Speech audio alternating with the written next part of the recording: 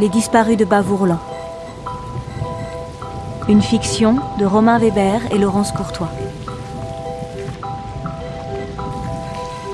Épisode 11. Tu finiras dans l'eau.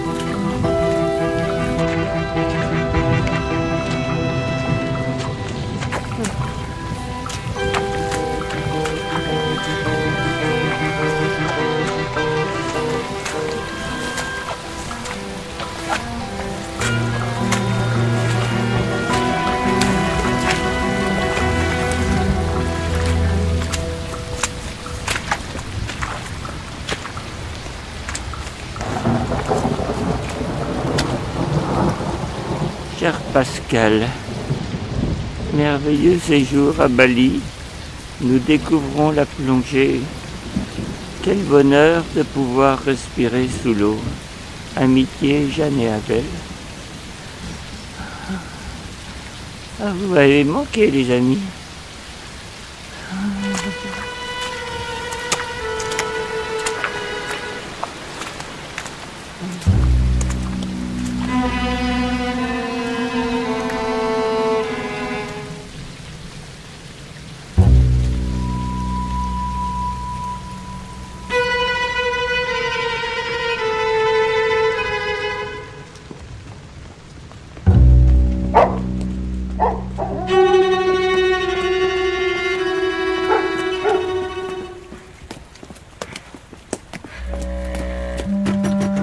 Monsieur Rose!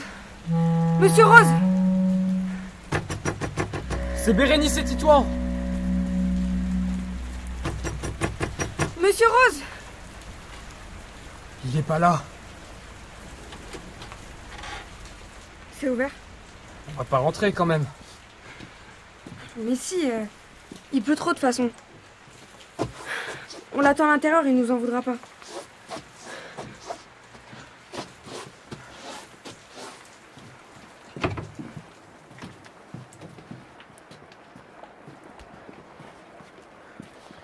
Tu te rappelles où il était, le carnet du père Fissou qu'il nous a montré? Dans le tiroir, là.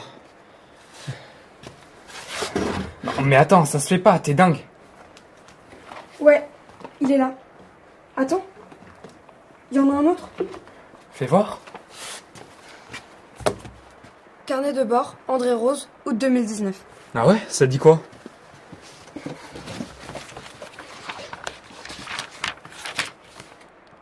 18 août 2019.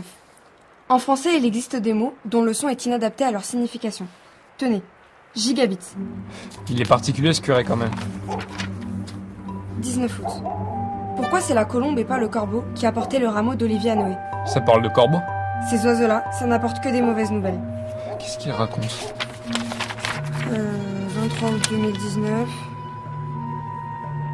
Un truc sur Houdini. Et aujourd'hui, il a écrit? 25 août 2019. Aujourd'hui est mon dernier jour à Auvourlan. Quoi? J'ai rencontré le père Fissou lorsque j'étais enfant, à l'orphelinat dans lequel j'ai grandi. Il s'est pris d'affection pour moi. Je n'ai su pourquoi que par la lettre qu'il m'a envoyée l'année dernière, 2 jours avant sa mort. Il gardait un secret qu'il ne voulait pas emporter avec lui. Jeanne? Toc, toc, toc! Jeanne? Abel? Je suis là!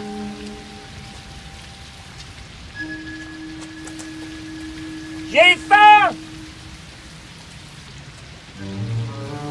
Vous êtes où? Bonsoir, monsieur Ribaudier. Ah, mon père! Je cherche les varaudes. Vous les auriez pas vus par hasard? Attendons-les ensemble. Mes parents ne m'ont pas abandonnée, comme on me l'a toujours dit. Arrivé à Auvourlan, j'ai pris une autre identité. Vous savez ce que ça veut dire varode en hébreu, monsieur Ribaudier? Ah non? Varode, c'est une couleur. Ça veut dire rose. Comme votre nom de famille, André Rose? Ça c'est drôle, mon père. Mes parents, Jane et Abel Varod, ont été assassinés par les habitants de Vourlan le 24 novembre 1974. Ils ont été les boucs émissaires d'un village meurtrier. Comment vous avez fait? Vous les avez portés jusque-là? Pardon, mon père. Peut-être qu'ils étaient encore ici. De quoi? Ce sont Pascal Ribaudier, dit le Gros, et Julien Ribaudier, dit le Grand, qui les ont conduits à la mort. Ils les ont enchaînés dans leur maison, alors que le lac de Clerlieu se remplissait. Vous avez dû les assommer, ou les endormir. Et ils se sont réveillés attachés à ces chaînes. Mon père. De qui vous parlez? De mes parents. Mais tous les habitants de Vourlan sont des meurtriers, eux aussi. La nuit du déménagement, tous savaient que mes parents mouraient. Je sais tout, monsieur Ribaudier. Avant même d'arriver à Vourlan, je savais tout. Il était là. Là, juste ici, dans son petit lit. Il comprenait tellement rien qu'il pleurait même pas. Il nous regardait avec de grands yeux, le grand et moi, petit bonhomme. Quand on est entré chez eux, il était là, avec sa mère, avec Jeanne. Et mon père, il n'était pas là? Ah ben, il faisait des allers-retours à Aubourlan.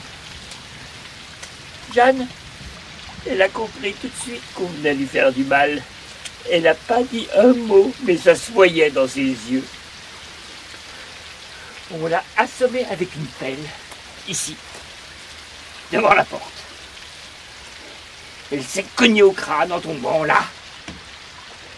Puis le grand l'a ligoté. Et on lui a mis du tissu dans la bouche. Et mon père? Qu'est-ce qui lui arrivait, mon père? Abel est arrivé après. Le grand, il l'attendait derrière la porte. Il l'a frappé. Il est tombé comme une mouche. On lui a fait comme à Jeanne. Puis on a mis les chaînes au mur. Et moi? Qu'est-ce que vous avez fait de moi? Pourquoi je suis pas mort? Quand on est ressorti avec le grand, il n'y avait plus personne dans Vourlan. Abel et Jeanne, ils étaient réveillés. Ils se débattaient, ils hurlaient. Le petit aussi. Et il me regardait dans les yeux. Et on est parti pour nous débarrasser de la voiture. Le grand a pris la nôtre. Puis moi, j'ai pris la leur. Mais ses yeux, je ne parvenais pas à les enlever de ma tête. Je voyais que ça. Et je me suis dit, on ne peut pas le tuer. C'est pas possible. C'est un tout petit bonhomme. Il n'a rien fait de mal. Alors j'ai fait demi-tour. Vous m'avez pris. J'ai pris le petit. Jeanne et Abel, ils étaient comme fous. Mais je le prends pour le sauver, je leur disais. Je le prends pour le sauver.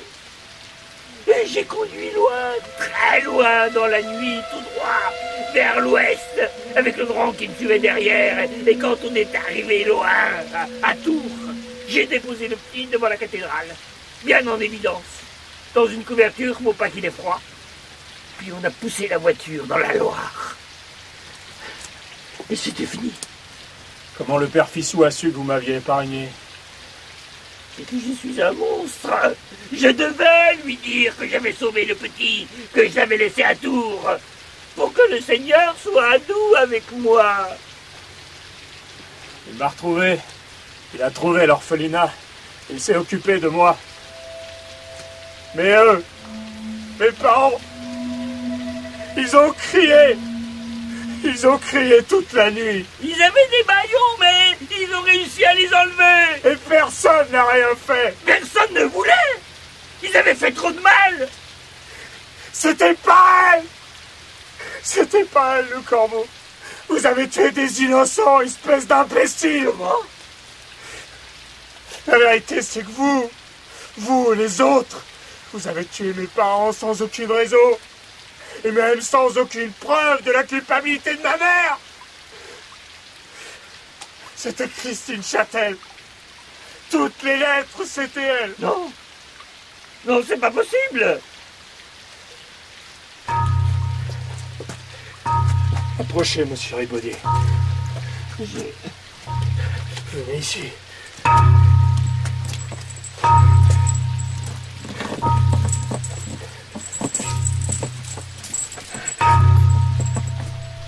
Regardez. J'ai remis des chaînes toutes neuves. C'est moi qui les avais mises. C'était moi le maire. Personne ne voulait s'en charger, alors c'est le gros qui l'a fait. Vous allez y attacher votre ceinture. Oui, mon père.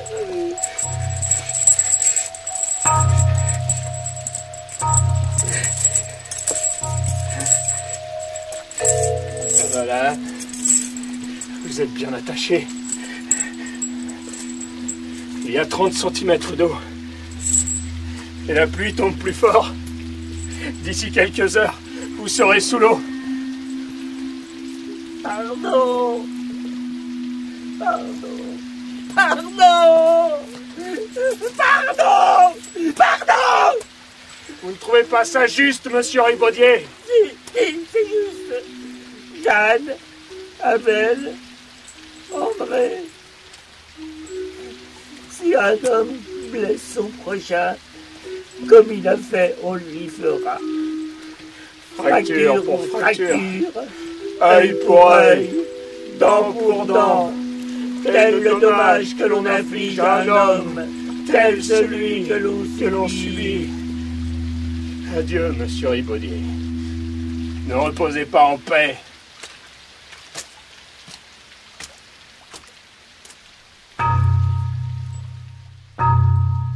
C'est le père Fissou qui a demandé à ce que je le remplace à sa mort à Auvourlan.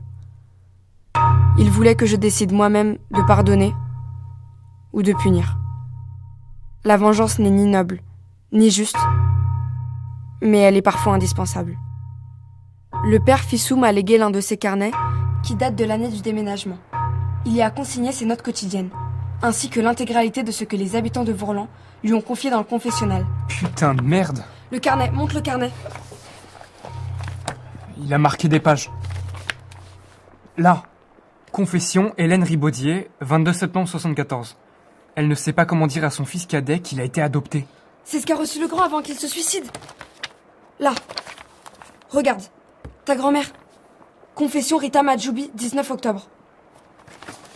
Ahmed a des problèmes d'alcool, 2 bouteilles de rouge vendredi, 1 bouteille de prune samedi. Ça doit être ce que ton grand-père a reçu. Dis-toi. C'est le père de mon père et moi je le connais pas. Je sais pas qui il est. J'ai l'impression que même ma grand-mère que j'ai pas connue, je la connais plus que lui. Tu pouvais pas savoir. Si, mais je voulais pas. Mon pauvre Titouan. Faut continuer. Là, confession Jacques Revel, 22 novembre. L'enfant dont Rita Majoubi a avorté n'était pas d'Abel Varode, mais de Jacques Revel. C'est ce que ton grand-père vient de dire. Christine Châtel, 3 décembre. Je la soupçonnais, mais elle me l'a confessé. C'était elle qui envoyait les lettres. Bérénice, il savait tout. C'est André Rose. C'est André Rose, le corbeau.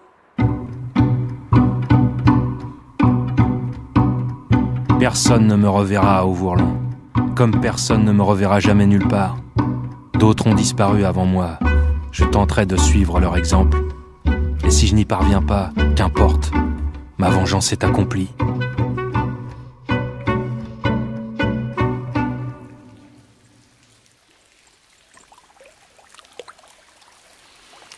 L'Éternel parla à Moïse et dit: si un homme blesse son prochain, comme il a fait, on lui fera fracture pour fracture, œil pour œil, dent pour dent. Je l'ai mûrement préparé, car rien n'est pire que de perdre une revanche contre des ennemis mortels. Je suis un homme que l'on a privé de son père et de sa mère. Je suis un enfant qui a enterré seul les squelettes décharnés de ses parents. Et je suis un curé dont la morale n'a pas pesé lourd face à la tentation brûlante des représailles. Mais une vengeance est incomplète si elle n'est pas révélée. Alors je l'écris ici. J'ai puni les coupables. J'ai tué sans pitié les assassins de mes parents. Et j'ai détruit, en révélant leurs secrets, les complices silencieux de cette horreur inutile. Je m'appelle André Varode. Nous sommes le 25 août 2019 et j'ai gagné.